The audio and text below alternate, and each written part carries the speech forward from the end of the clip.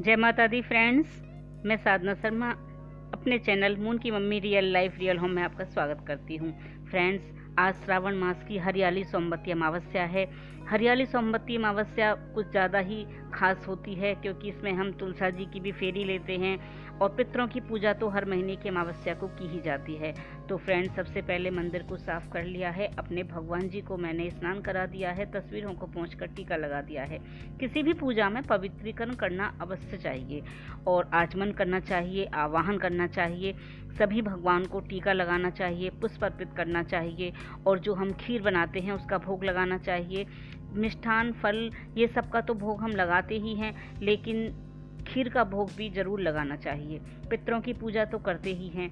तो देखिए फ्रेंड्स, मैंने इस तरह से अपने भगवान जी को खीर का भोग लगाया है और जो मैं मिठाई बना के माता रानी के भोग के लिए हमेशा रखती हूँ, लड्डू, वो भी है। आप देख रहे होंगे 2 बत्तियाँ जल रही हैं। तो एक तो डेली की बत्ती जो मैं रोज़ दिया जलाती हूँ और एक मैंने अमावस्या की दिए अलग से मैं दिया लगाने की बजाय, मंदिर छोटा है तो दूसरी बत्ती भी जला दी है। तो फ्रेंड्स, ये जो आप देख रहे हैं शिवलिंग, ये मैं जब उज्जैन गई थी तो वहाँ से मिला था। ये मंगल रौद्र रूप में भगवान का शिवलिंग है, जो तस्वीर है जो मुझे वहाँ से प्रसाद में मिली थी और ये मैंने मंदिर में रखी हुई है। तो मुझे इसको देखकर बहुत अच्छा लगता है। तो हमें जब अमावस्या की जब हम पूजा करते हैं तो हवन में हमें खीर ज़रूर चढ़ानी चाहिए, हमारे भगवान तक, पितरों तक पहुंचती है। और ये मैंने खीर कुकर में जल्दी बना दी थी क्योंकि सुबह को बहुत जल्दी रहती है और आज तो बहुत ज़्यादा काम होता है सोमवती अमावस्या वाले दिन का। तो ये देखिए, मैं अब पितरों का खाना निकालूंगी। वैसे तो ब्राह्मण को ज़रूर देना चाहिए, अपने घर भोजन कराना चाहिए जो अपने मान भांजे होते हैं, लेकिन इस तरह से सरल विधि से मैं आपको बता रही हूँ कि ऐसे तो सबको ही करनी चाहिए।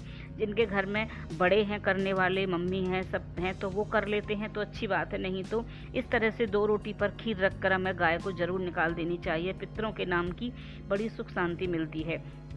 जिनके ऊपर पितृदोष होता है उन्हें ये पूजा ज़रूर करनी चाहिए और इसमें ज़्यादा टाइम भी नहीं लगता है। किचन को साफ़ करने के बाद, पूरा साफ़ सफाई के बाद हमें ये इस तरह से खीर बना लें और 2 रोटियां बनाएं, उनको घी से अच्छे से लगाकर उन पर खीर रखें और अपने पितरों का आवाहन करें और उनको इस तरह से ये खिला दें। और जो भी भूले बिसरे हमारे पितर हैं उनको इस तरह से भोजन करा दें अपने हाथ से और फिर अपनी गलतियों की क्षमा मांग लें और उनको शांत रहने के लिए कहें, अपनी रक्षा के लिए बोलें। तो इसमें हर पूजा में पवित्रीकरण बहुत ज़रूरी होता है और इस तरह से भगवान को, हमें अपने पितरों को भोजन करा देना चाहिए। अब ये दोनों रोटियां मैं गाय को खिला दूंगी और मैं हर महीने की अमावस्या इसी तरह से करती हूँ, जो मैंने अपनी मदर इन लॉ से सीखा है। हमारे यहाँ ऐसे ही होती है। बहुत से लोग पकवान बनाकर थाली लगाकर मंदिर में देकर आते हैं, तो हम उसके लिए सीधा दे देते हैं। सीधा की वीडियो मेरे चैनल पर आएगी, आप लोग देख लीजिएगा कि कैसे सीधा दिया जाता है।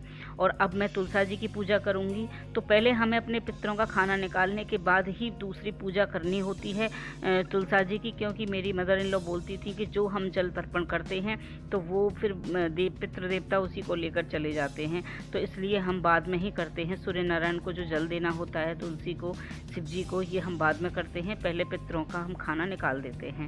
तो अब मैं तुलसा जी की पूजा कर रही हूँ आज, क्योंकि सोमवती अमावस्या है। तो अपने सौभाग्य की अच्छी प्राप्ति, सुख के लिए, सौभाग्य प्राप्ति के लिए तुलसा जी की पूजा करें, दिया जलाएं और उनको स्नान कराएं, सुहाग का सामान चढ़ाएं। ये देखिए, मैं बिंदी और मेहंदी, सिंदूर, सब इनको तुलसा जी को चढ़ा रही हूँ। और आप साड़ी भी चढ़ा सकते हैं, चुनरी भी उड़ा सकते हैं और फिर प्रसाद रूप में सुहाग माँ से ले सकते हैं।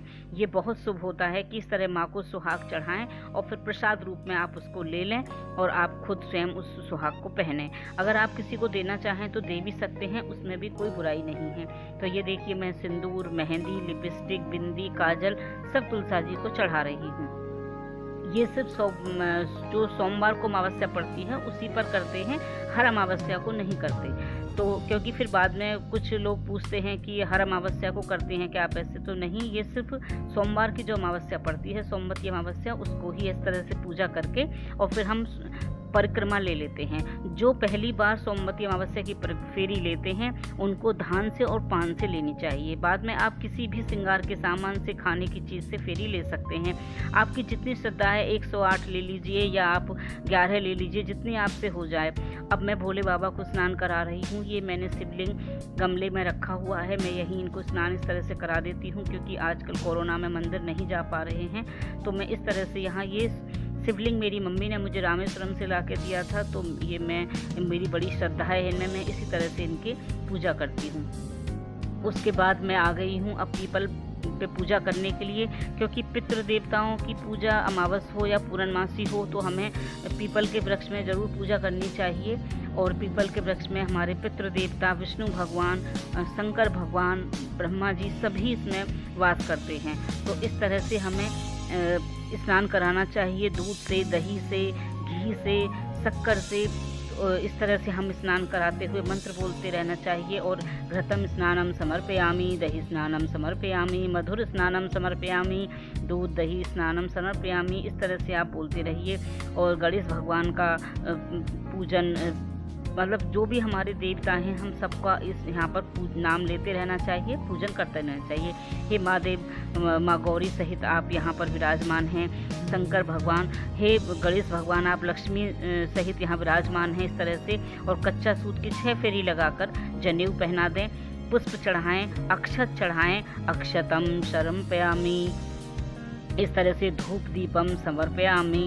ये काले तिल चढ़ा रही हूँ मैं, काले तिल जरूर चढ़ाएं और कुछ मिष्ठान चढ़ाएं, नहीं तो आप चीनी चढ़ा दें, खीर चढ़ा दें जो खीर लेकर आए हैं।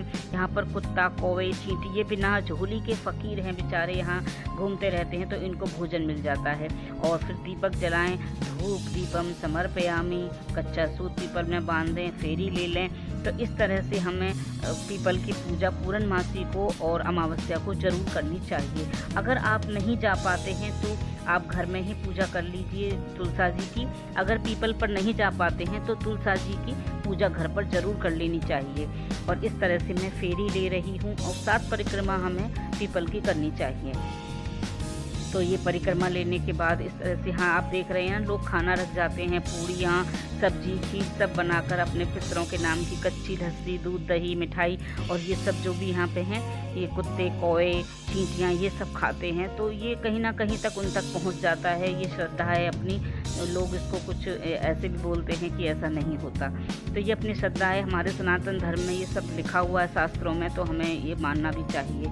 तो फ्रेंड्स, इस तरह से मैं अपनी पीपल की पूजा भी कर दी है। और फिर उसके बाद मैं घर आ गई, और घर आने के बाद जो मैं 1 गिलास दूध भगवान जी को कच्चा रोज़ भोग लगाती हूँ, उसी के ऊपर मैं पत्ती लगाकर ले लेती हूँ। आज तो सोमवार का व्रत भी है, तो मखाने मूंगफली ले लिए हैं और उसके साथ मैं ये चाय और ये सब खा लूँगी। तो मैंने इस तरह से अपनी सोमवती अमावस्या की पूजा की। फ्रेंड्स, आप लोगों को कैसी लगी प्लीज़ कमेंट्स बॉक्स में लिखकर बताइएगा। और मेरे चैनल को अभी तक सब्सक्राइब नहीं किया है तो प्लीज़ सब्सक्राइब कर लीजिए, लाइक कीजिए, शेयर की सकते हैं। और किसी भी पूजा पाठ के बारे में जानकारी के लिए आप मेरे चैनल पर विजिट कर सकते हैं। मेरे चैनल का नाम है मून की mummy real life real home. मैं फ्रेंड्स ऐसे ही अच्छी वीडियो आप तक लाती रहूँगी। आई होप कि आपको मेरी वीडियो पसंद आई होगी। मुझे आप अपना इस तरह से प्यार देते रहिए। टिल देन, बाय बाय, जय माता दी फ्रेंड्स।